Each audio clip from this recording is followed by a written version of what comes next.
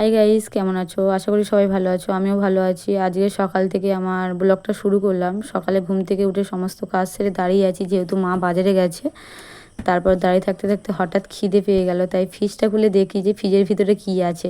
Fridge খুলে দেখলাম যে সন্দেশ আছে, তাই সন্দেশটা বার করে খাচ্ছি। তোমাদের কার কার সন্দেশ খেতে ভালো লাগে বন্ধুরা অবশ্যই কমেন্টে জানাবে। আমার তো খুবই ভালো লাগে, তাই সন্দেশটা খাচ্ছি। মা বাজারে গেছে, যেহেতু মা এখনও আসেনি।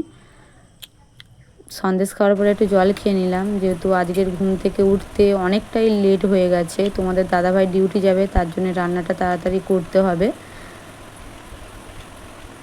তাই বসে আছি। তারপর মা বাজার থেকে চলে এসছে, সবজিগুলো তাড়াতাড়ি করে কাটতে হবে। সবজিগুলো তাড়াতাড়ি করে কেটে নিই। আর বন্ধুরা, সবজি কাটতে কাটতে তোমাদেরকে একটা কথা বলছি।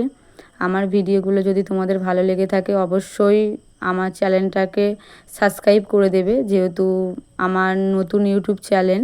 তোমাদের ভালোবাসা অনেক আমার দরকার।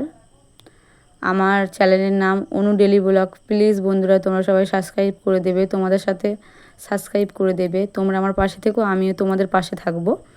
আর তোমাদের সাথে কথা বলতে বলতে আমার সবজি কাটা হয়ে গেছে। আজকের আমাদের দুপুরবেলা রান্না হবে ফ্রাইড রাইস আর ডিম আলু কষা, যেহেতু তোমাদের দাদাভাই খেতে পছন্দ করেছে, তাই রান্নাটা তাড়াতাড়ি করে নিই।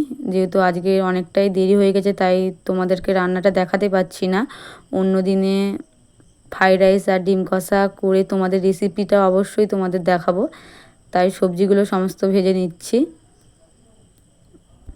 সবজিগুলো ভালো করে ভেজে নিয়েছি। আর দেখো বন্ধুরা, আমার ঘরের অবস্থাটা কি। যেহেতু তোমার দাদাভাই আগের দিন নাইট করেছে, তাই ও ঘুম থেকে দেরি করে ওঠে। তাই এবার ঘরটা ভালো করে গুছিয়ে নেব। এখন বাজে 12:20 মতন।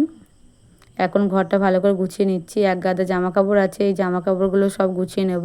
গুছিয়ে নিয়েছি, তারপর তোমাদের দেখাচ্ছি যে ঘরটা কেমন লাগছে। ঘরটা ভালো করে সমস্ত কিছু গুছিয়ে নিয়েছি। আমার ফ্রাইড রাইস আর ডিম কষা হয়ে গেছে, তোমাদের দাদাভাইকে খেতে দিচ্ছি। যেহেতু ও ডিউটি যাবে, তাই ও আগেই খেয়ে নেয়, তারপরে আমি আর আমার শাশুড়ি মা একসাথে খাই। তোমাদের দাদাভাইকে খেতে দিয়ে দিয়েছি। তোমাদের দাদাভাইকে খেতে দিয়ে এবার আমি স্নান করতে চলে গেছিলাম। স্নান করে এসে সিঁদুরটা পরে নিলাম। নেওয়ার পরে মা আর আমি একসাথে গল্প করছি আর খাচ্ছি। যেহেতু তোমার দাদাভাই আগেই খেয়ে নিয়ে ও ডিউটি চলে গেছে, তাই আমি আর মা খাচ্ছি। আমার খাওয়া হয়ে গেছে। এসে রুমে এসে আর যেহেতু আজকে শ্যাম্পু দিয়েছি, তাই চুলটা ভালো করে ছেড়ে নিচ্ছি। যেহেতু চুলটা ভালো করে পাখার হাতে শোকাবো,